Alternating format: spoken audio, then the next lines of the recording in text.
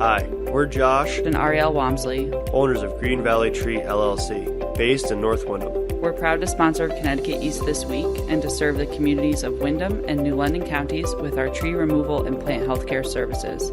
Visit our website at greenvalleytreeworks.com for a full list of our services or give us a call on 860-234-4041. We look forward to hearing from you. You've heard of Consumer Reports, but where do they test their cars? We visit their auto test centre right here in Eastern Connecticut to find out what they do and why they do it. Plus, we take a look at other stories making the headlines from around the region. This is Connecticut East This Week.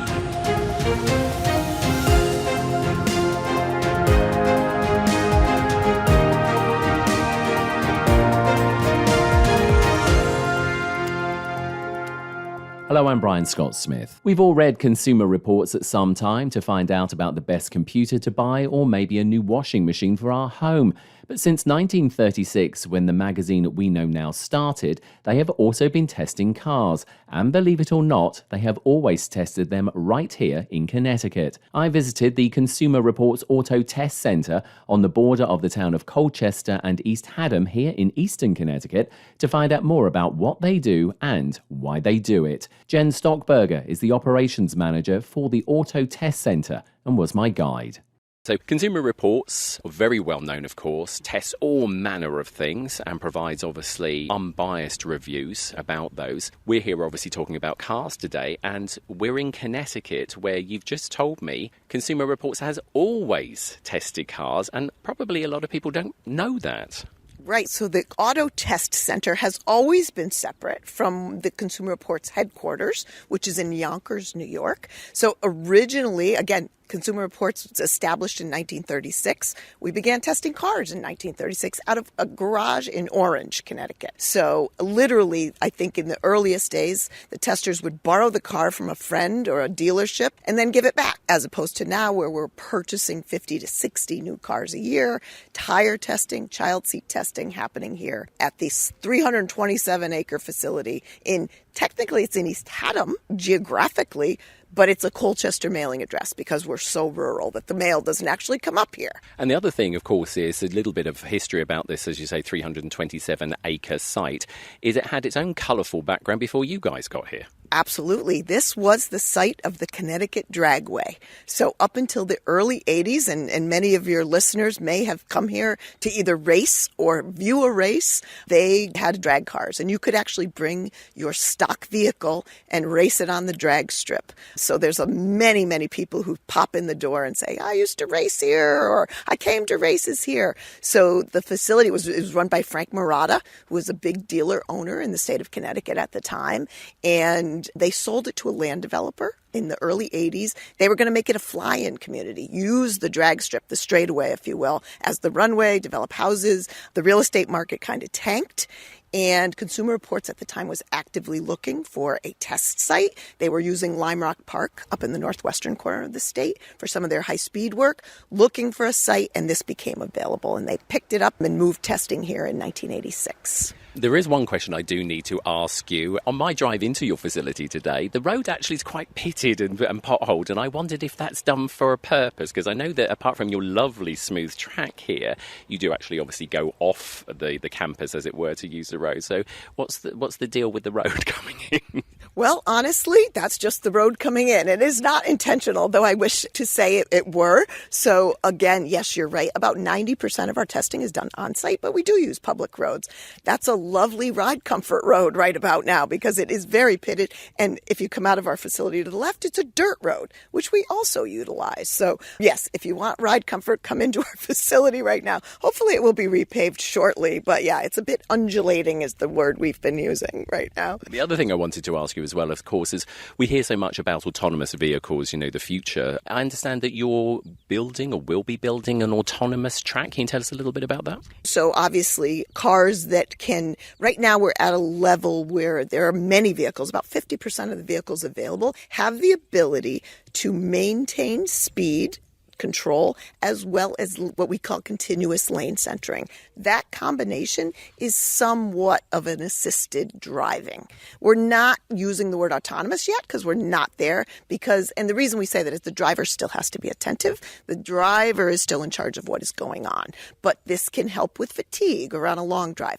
Much of that work right now, and we do ratings every couple of years on those systems, is being done on public roads. And one of the big features we love is what we call direct driver monitoring, where the car is kind of watching you to make sure you are paying attention. So imagine you're trying to kind of test that system, so you're intentionally looking away or whatever. And we wanted to build what we're calling the autonomous loop, this kind of perimeter road around our facility to allow that testing to be done consistently. Every car sees the same route, and a little more safely so that we can test systems like that without endangering, obviously, our own drivers or other drivers out on the road. So yeah, it's about $1 million investment. There's a lot of big dozers and dump trucks and diggers here right now, as my son might have said many years ago. So yeah, that should be completed in the fall. In an age of people doing their own reviews, etc., I suppose the question is, how relevant is Consumer Reports still? So you mentioned the word non-biased. So I do think that is still the differentiator. And you're absolutely right. You can do so much online research, free reports on everything. I will tell you, Consumer Reports still purchases at retail, like a consumer would, everything we test.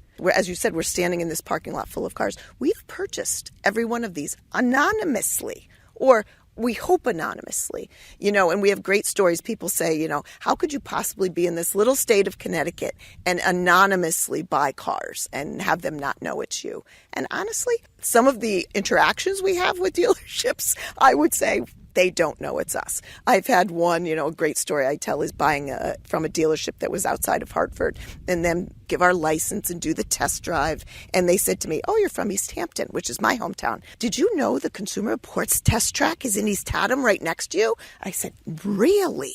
And so we know many occasions. And we've also had dealers say, if we had known it was Consumer Reports, we would have treated you a lot better, which is unfortunate. We would hope they would treat all of their customers better. So that's the differentiator. No advertising and purchasing the same products that consumers would. And I think this is important for listeners to understand about how you test your cars is just as soon as you get them, that's not the test. Apparently they have to go, I believe, through a 2,000-mile break-in sort of test, as it were, before the proper formal testing occurs. So you put a lot of effort into this, and that's probably another thing that stands you out from the rest of the crowd. Correct. So every car, be it a F-250 pickup or a base, Chevrolet Spark at the time, I'm just thinking, I don't even think they make the Spark anymore, but for that, they all see the same test. They all get that 2,000-mile break-in. Each of us as testers is taking that vehicle home, using it in our daily lives. How do our child seats fit? How do our kids fit? How do our groceries fit? Can we go to the Home Depot and pick up something? So we have the formalized test, which are the numbers, the acceleration, the braking, the handling. But then we have the livability stuff. How are the controls? Things are so electronic and complicated now in a car. How do we manage that? And that becomes the story. So it's not just this very kind of prescribed list of 50 tests, which is about what goes into a car's overall score, but this livability part, which is, people of different statures, people of different driving styles. I just said to you, I'm kind of the scaredy cat. I don't drive super aggressively. So I may look at a car and say, that's got plenty of power, whereas someone who's a little speedier or say that's not really for me. You've been controversial in the past.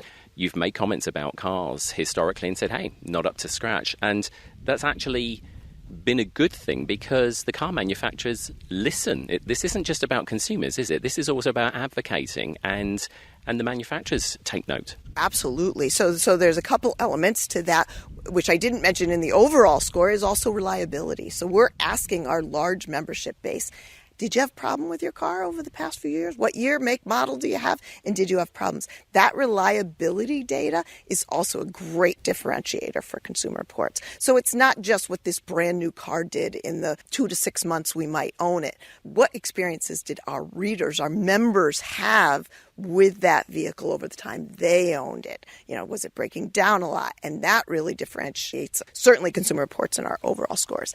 And we have this advocacy arm, what we call our advocacy group. So we are continually, based on our testing, data-driven.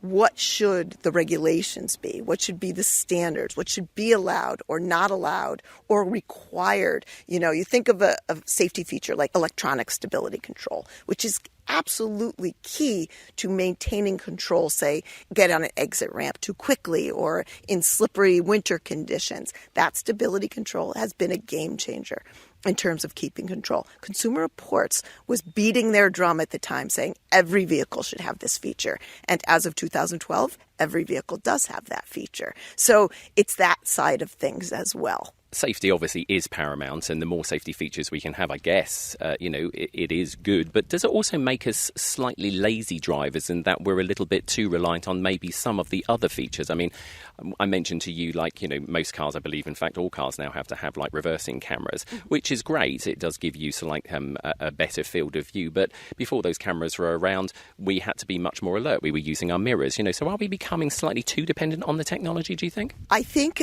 the best safety features and the ones we advocate for the most, and we did for backup cameras, is the ones that back up the driver. So yes, we may become reliant, but the truth is that backup camera can see where you cannot. That backup camera can see a small child, for example, that may be in your driveway or something you're going to back up over that you just can't see. Cars have gotten bigger. We have a lot more SUVs. Cars have gotten kind of slopier, which limits your rear view. Backup cameras are intended to be a supplement.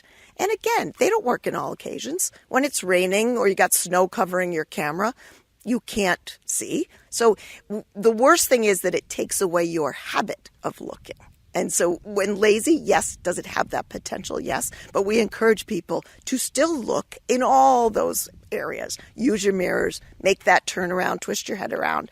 But the backup camera can ultimately see where you cannot. So, Jen, we've just walked through the door of the tyre testing centre, and I wish the listeners, if we had smelly audio or something, because you can just smell the rubber and obviously see all of these tyres here.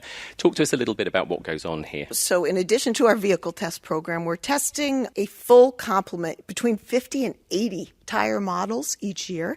It kind of runs in a 3-year cycle in that we'll be doing ultra high performance tires or performance tires, which is what you're seeing today on something like a Toyota 86. And we'll be doing summer, all season, and winter performance models. Next year, we'll go to truck tires and SUV tires, larger all-season, all-terrain models. And then the third year would be more basic all-season models and their winter counterparts. So it's about a year-long process. They're purchasing the tires.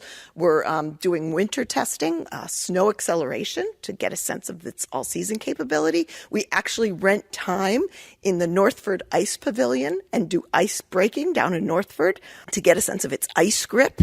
And then we're coming back here for, again, 12 to 14 tests of ride comfort, noise, hydroplaning. We have a hydroplaning facility, wet and dry braking, handling characteristics. And then we send tires out for 2 tests. One is a tread wear test.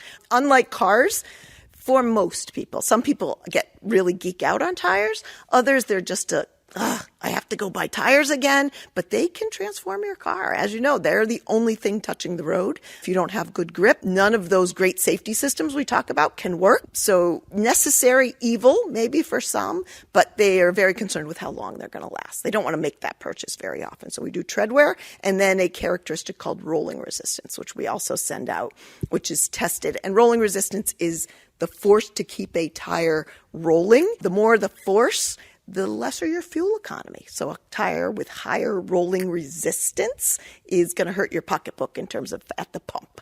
So all of those create a tire's overall score. So it's about a year long. 2 guys are just in that car, not 24/7, but 5 times 8 hours a day doing that testing, all when the weather's good. They've just finished up this group and ratings will be out in the fall. We're in the child seat testing centre, not the child testing centre as I Correct. thought it said outside, although probably I'm sure as a lot of listeners would like to have a child testing centre. But so we've got a myriad had of child seats here. Why is it important for you to be testing those? Child restraints are so good at protecting the most precious cargo we'll travel with. They have been the key to reducing child injury and fatalities in motor vehicle crashes. Obviously, they're required by law, and we are testing all types from the infant carriers to booster seats.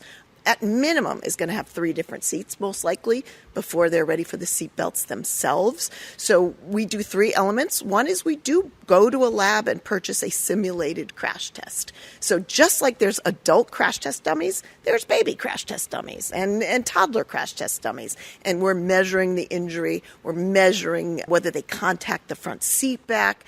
Does the child seat stay intact? Is it cracking or breaking during those events? But more so here, and probably what separates us a little more, is we're also doing ease of use and fit to vehicle. How easy or difficult is it to get that child seat securely installed? For your parents that are listening, it is not easy. And some of these child seats can be really challenging to get that secure fit, which is key to the crash performance. So, there's a lot of adjustments and you got to make them. So not only are we hoping to educate, but point out those seats that not just are great in crash, but are easier to use, easier to install. So Jen, just explain the car that we're in. It's the most expensive one that you've bought to date, so tell us the details. Right, so this is the Mercedes-Benz Eqs. This is their brand new, all-electric, very luxurious, I don't even know what you call it, hatchback, but certainly a luxury feel when you get in. And we're talking about a $130,000 car that we're sitting in. It's got pillows on your head restraints and suede-like headliners, and the entire screen, or the entire dash, is a screen, if you will. I was going to say, this is incredible. Is it just one big touch screen? It is one big touch screen, and you have your own version for even me on the passenger side. So welcome. And good grief, I can control things here. It is totally the future. It is totally the future, and we'll drive around, but you're getting a view of what was the original dragway. It's about a 1,700-foot straightaway. Obviously, we're doing acceleration and braking and things like that. We do a headlight test. You're seeing the signs where we would park a car. We come back on dark, moonless nights, as we did last night, and say, how many of these signs can we see? Low beam, high beam, LED, halogen, all of the different headlight characteristics. You'll see there's lines painted to simulate roadways. This is all about that autonomous operation that we were talking about. This is our hydroplaning pit. So we talked about tire testing. You would come through this. Every tire will hydroplane at some point. You come through this at increasing speeds. You're trying to stay on the curve, but when you hydroplane, you go straight. And you just don't have, literally there's a wedge of water underneath your tire, and you don't have the ability to steer or brake at that point because you're riding on water. Again, this is electric, so one of the advantages, just get ready, when you're in electric. So one of the great advantages of electric vehicles, EVs, is they have this electric motor which doesn't have to build up any pressure. It's instant torque. So when you're moving, it's instant power, instant off the line torque. So it's a wonderful sensation for a performance driver. And people say, I don't care about how quickly a car accelerates, but I say all the time, if you're merging on the Wilbur-Cross Parkway from a stop, you care about acceleration because they're all moving 80 and you've now got to get out into that traffic. This is unscientific, what I'm about to say, but as I'm recording, obviously I can see seconds counting down. I think we were doing about 20 before you put your foot down, and I believe we possibly hit almost about 100 in about 4 seconds. Right, so this car, it was quicker than that, because this car goes 0 to 60 from a stop in 3.96 seconds. Good so grief. It's very, very quick. And this is one of the things people really like about their electrics or their hybrids. Hybrids even get that advantage a little bit. So after the thrill of being in a $130,000 Mercedes electric vehicle. Next came the ultimate test, a hot lap around the Consumer Reports circuit with one of their top drivers and engineers. And just take a listen to this. Yeah, it's called a hot lap, or just, you're pretty much, you're driving the car at the limits. It's as fast as it can go. Now, people are going to be thinking, what's the point of this? I mean, why do you push the cars to the Just limit? to see how it behaves, to see if it's safe. Does it do anything out of the ordinary that we should be telling people to look out for, or any reasons not to purchase the vehicle? Okay, You ready? already I'm feeling uncomfortable at 76 miles an hour. And, oh my God. Okay, that is... yeah, I felt that... oh, okie dokie. This is like a fairground ride that, like I've never experienced before. I'm even feeling the push into the chair. You can probably hear the screeching of the wheels as we go around this track. So this car is really, really well behaved at the limit. It's secure, has tons of grip, very easy to drive. Like, you can push it beyond the limit. It doesn't do anything unsafe or out of the ordinary. It's overall just really, really easy to drive.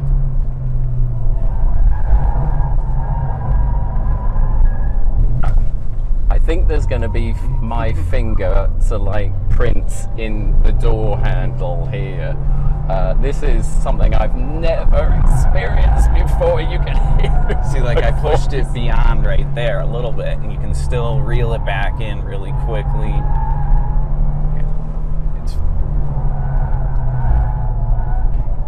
That's pretty much it. Wow. So, Joe, thank you for that.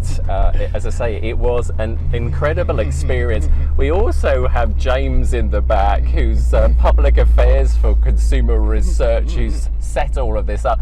James, I don't know how well you'll come out on microphone. How did you find that? Well, it's not my first hot lap, but still, every single time, the little kid in me gets a little excited. I can totally understand, and I'm so glad I didn't have lunch before I came out. Joe, that was amazing. Thank you so much for that. You're welcome.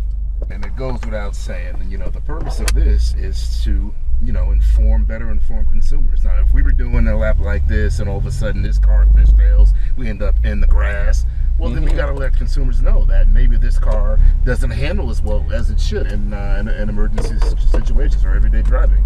My thanks to the entire team at the Auto Test Centre, and please, of course, do travel safely on our roads and adhere to the speed limits. We were on a closed course and being driven by trained professionals. And don't forget to find out all the latest unbiased advice about cars and much more at the Consumer Reports website at consumerreports.org.